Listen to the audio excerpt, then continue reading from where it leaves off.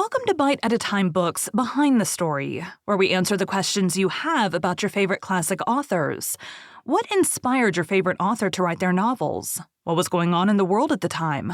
Follow along with us as we tell you what was happening in the world while your favorite authors wrote your favorite classics. My name is Bree Carlile, and I love to read, and wanted to share my passion with listeners like you. If you want to know what's coming next and vote on upcoming books, sign up for our newsletter at biteatatimebooks.com. Be sure to follow my show on your favorite podcast platform so you get all the new episodes. You can find most of our links in the show notes, but also our website biteatatimebooks.com includes all of the links for our show, including to our Patreon to support the show and YouTube where we have special behind the narration of the episodes. We're part of the Bite at a Time Books Productions Network. If you'd also like to hear a book by the author, check out the Bite at a Time Books podcast wherever you listen to podcasts. Today we'll be talking about Lake Geneva and Frankenstein. In May 1816, Mary Godwin, Percy Shelley, and their son traveled to Geneva with Claire Clairmont. They planned to spend the summer with the poet Lord Byron, whose recent affair with Claire had left her pregnant. In History of a 6-Week Tour Through a Part of France, Switzerland, Germany, and Holland, 1817, she describes the particularly desolate landscape in crossing from France into Switzerland. The party arrived in Geneva on May 14, 1816, where Mary called herself Mrs. Shelley. Byron joined them on May 25th with his young physician, John William Polderoy, and rented the Villa Doitati, close to Lake Geneva at the village of Colgny. Percy Shelley rented a smaller building called Maison Chapuis on the waterfront nearby.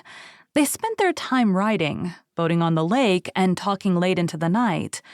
It proved a wet, ungenial summer, Mary Shelley remembered in 1831, and incessant rain often confined us for days to the house. Sitting around a log fire at Byron's villa, the company amused themselves with German ghost stories, which prompted Byron to propose that they each write a ghost story. Unable to think of a story, young Mary Godwin became anxious. "Have you thought of a story?" I was asked each morning, and each morning I was forced to reply with a mortifying negative. During one mid-June evening, the discussions turned to the nature of the principle of life. Perhaps a corpse would be reanimated, Mary noted. Galvanism had given token of such things. It was after midnight before they retired, and unable to sleep, she became possessed by her imagination, and she beheld the grim terrors of her waking dream, her ghost story. I saw the pale student of unhallowed arts kneeling beside the thing he had put together.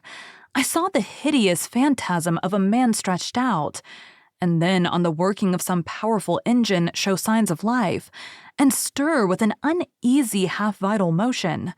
Frightful must it be, for supremely frightful would be the effect of any human endeavor to mock the stupendous mechanism of the creator of the world. She began writing what she assumed would be a short story. With Percy Shelley's encouragement, she expanded this tale into her first novel, Frankenstein, or The Modern Prometheus, published in 1818.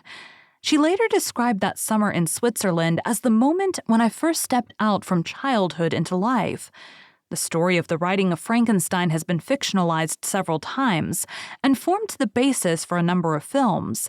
In September 2011, the astronomer Donald Olson, after a visit to Lake Geneva Villa the previous year and inspecting data about the motion of the moon and stars, concluded that her waking dream took place between 2 a.m. and 3 a.m., June 16, 1816, several days after the initial idea by Lord Byron that they each write a ghost story. Thank you for joining Bite at a Time Books Behind the Story today, while we answered some of the questions you have about one of your favorite classic authors.